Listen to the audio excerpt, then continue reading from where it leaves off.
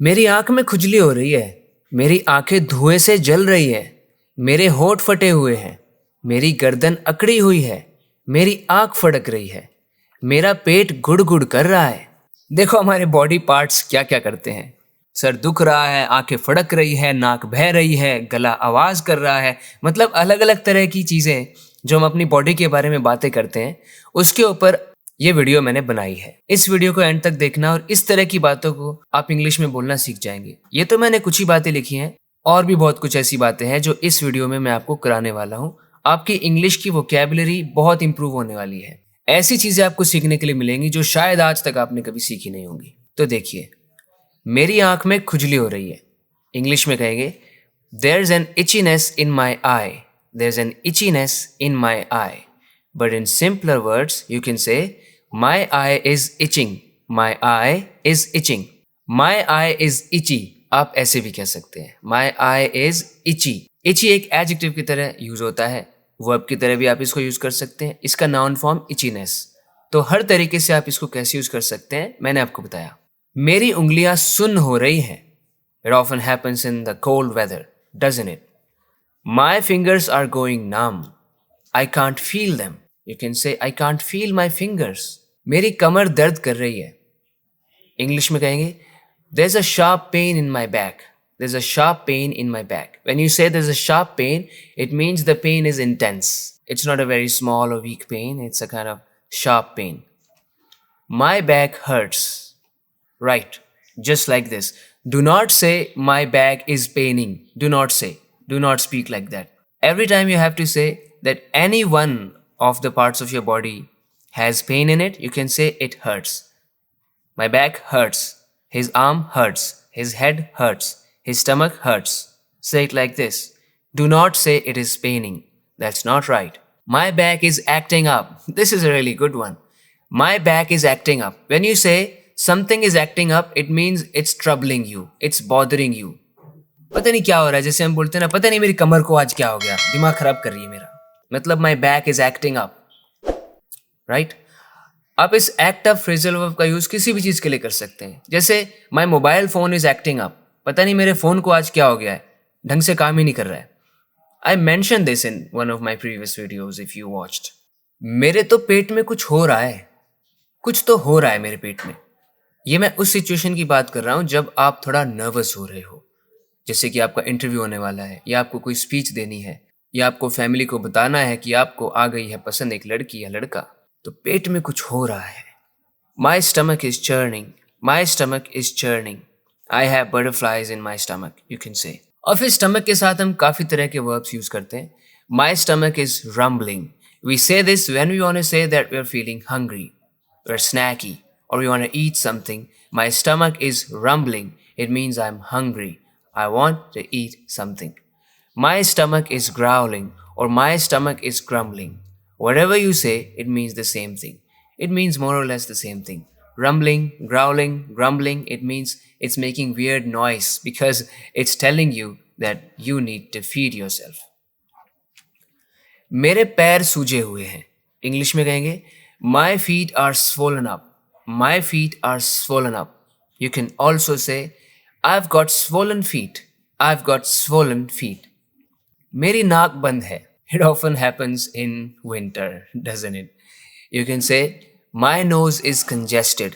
My nose is congested. And you can also say, I have a stuffy nose. I have a stuffy nose. Or, I've got a blocked nose. I've got a blocked nose. No matter what you say, it means more or less the same thing. कि नाक बंद है यार, सांस भी नहीं ले पा रहा हूँ ढंग से। You mean ठंड में जैसे होता है, I mean ठंड में ऐसा होता है ना। I've got a blocked nose. I have a stuffy nose. My nose is congested. मेरी नाक बह रही है। अब ये भी हो जाता है। इंग्लिश में कहेंगे My nose is running. My nose is running. Simply run का यूज कर लिया हमने। उसके दो पैर थोड़ी है कि वो भाग रहा है, फिर भी रन का यूज ऐसे हम कर सकते हैं। My nose is running. I have a runny nose. I have a runny nose. मेरे होठ फटे हुए हैं। Now this also happens in winter. Actually it's winter. सर्दी का टाइम चल रहा है ना, तो ये सब प्रॉब्लम्स होती हैं, तो मुझे आसानी से याद आई ये बातें। So मेरे होठ फटे हुए हैं। इंग्लिश में कहेंगे My lips are cracked. My lips are cracked. My lips are chapped, my lips are chapped. Cracked या चैप्ड, होठ फटे हुए हैं। मेरे होठ सूख रहे हैं। अब ये थोड़ा अलग सिचुएशन में होता है। मान लो जैसे कि प्यास लग रही है इसलिए होठ सूख रहे हैं, तो कहेंगे माई लिप्स आर ड्राई। जी हाँ friends, simply my lips are dry. You can also say my lips are parched. My lips are parched. When you say your lips are parched, it means they're dry. Maybe you want to drink a fluid, you want to have water. मेरी गर्दन अकड़ी हुई है। अब अक्सर ये भी हो जाता है, कमर अकड़ जाती है, गर्दन अकड़ जाती है, पैर अकड़ जाते हैं। एक ही पोजीशन में बैठे बैठे अकड़ जाता है ना कोई बॉडी पार्ट। तो जब भी ऐसा कहना हो तो आप इंग्लिश में बोलो माई नेक इज स्टिफ। आप स्टिफ वर्ड का यूज करो, stiff, something is stiff. My neck is stiff, stiff हो गई है। I have a back, I have a stiff back, और my back is stiff, my neck is stiff. There is a crick in my neck, there is a crick in my neck. ये जो क्रिक है ये वही sensation होता है जिसमें हमें लगता है कि गर्दन ऐठी हुई है, गर्दन में ऐठन आ गई है, अकड़ गई है। There is a crick in my नेक। उसके गाल लाल हो रखे हैं। अक्सर क्या होता है कि जब कोई शर्माता है तो उसके गाल लाल हो जाते हैं ना। जैसे प्रीति के रिश्ते वाले आए हुए हैं तो प्रीति के तो गाल लाल होने ही हैं। Her cheeks are flushed, her cheeks are flushed. जी हाँ फ्रेंड्स, फ्लश्ड का मतलब होता है लाल हो रखे हैं। You can also say they are red, they have turned red, but this is the word you can use in place of that.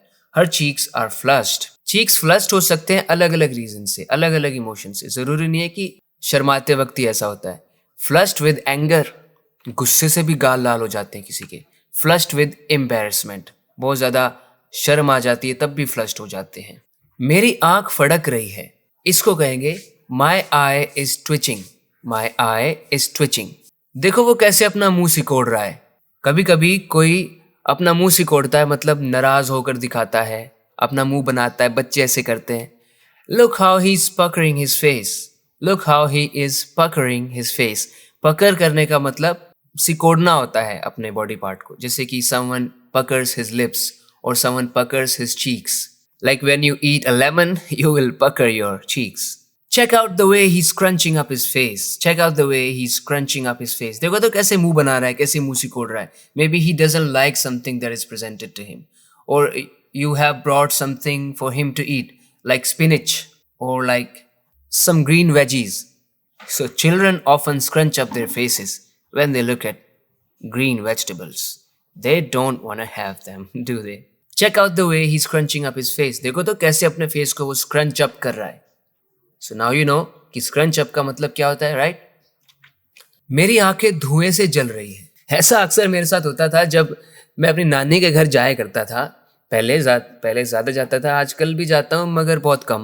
तो चूल्हे पे रोटी बनती है, तो कई बार क्या होता है धुआं ज़्यादा हो जाता है हवा में, तो वो जो धुआं है उसकी वजह से हमारी आंखें जलती हैं। तो इंग्लिश में क्या कह सकते हैं? My eyes are stinging from the smoke, my eyes are stinging from the smoke. और you can say my eyes are burning due to the smoke, my eyes are burning due to the smoke. I have a burning sensation in my eyes.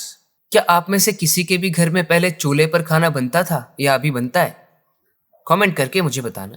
ठंड से ऐसा लग रहा है उंगलियों में सुई चुभ रही है, जैसे कि उंगलियों में सुई चुभ रही है। ठंड में ऐसा होता है ना, ग्लव्स पहनने पड़ जाते हैं फिर हमें। और मान लो आप मोटरसाइकिल चला रहे हो तो हाथ तो एकदम सुन हो जाते हैं, ऊपर से ऐसा लगता है कि सुई सुई सी चुभ रही है, ठंड की वजह से ऐसा लगता है।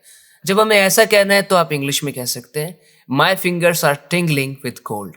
टिंगल, ये जो टिंगल वर्ब है इंग्लिश में, ये यही दिखाता है कि जैसे सुइयां चुभ रही है, दर्द हो रहा है, थोड़ा थोड़ा दर्द हो रहा है। आप इसको शॉर्ट में इतना भी कह सकते हैं my fingers feel टिंगली, my fingers feel टिंगली। मेरे घुटने में एकदम दर्द उठता है। तो जब आपको ऐसा कहना है, कभी होता है ना किसी के साथ कि एकदम दर्द उठता है, एकदम दर्द उठता है, तो आप इंग्लिश में बोलो I feel a ट्विंज in my knee. ट्विंज, TWINGE, ट्विंज, एकदम उठने वाला दर्द। I feel a twinge in my knee. I feel a pang in my knee. Pang का भी मतलब a sudden pain. I feel a pang in my knee. I feel a twinge in my knee. Friends, I feel a twinge in my whole body when you watch the video and you do not subscribe to the channel. Please subscribe to the channel. मैं अलग अलग तरह की चीज़ें आपके लिए लाता रहता हूँ जिससे कि आपकी नॉलेज इंप्रूव हो, इंग्लिश इंप्रूव हो। तो नए से नया कुछ ना कुछ सीखते रहने के लिए इस चैनल को सब्सक्राइब ज़रूर करना। अगर आप सब्सक्राइब करेंगे तो आपको वीडियोस मिलती रहेंगी और आप कुछ ना कुछ सीखते रहेंगे। बिलीव इट और नॉट, मैं काफ़ी रिसर्च और ऑब्जर्वेशन के बाद हर एक वीडियो को बनाता हूँ और ऐसी चीज़ें बताता हूँ जो लोगों को काम आती है रियल लाइफ में। ऐसा नहीं है तो बताना, है ना? तो बात करते हैं अगले वीडियो लेसन में। अपना ख्याल रखें। Take care. बाय।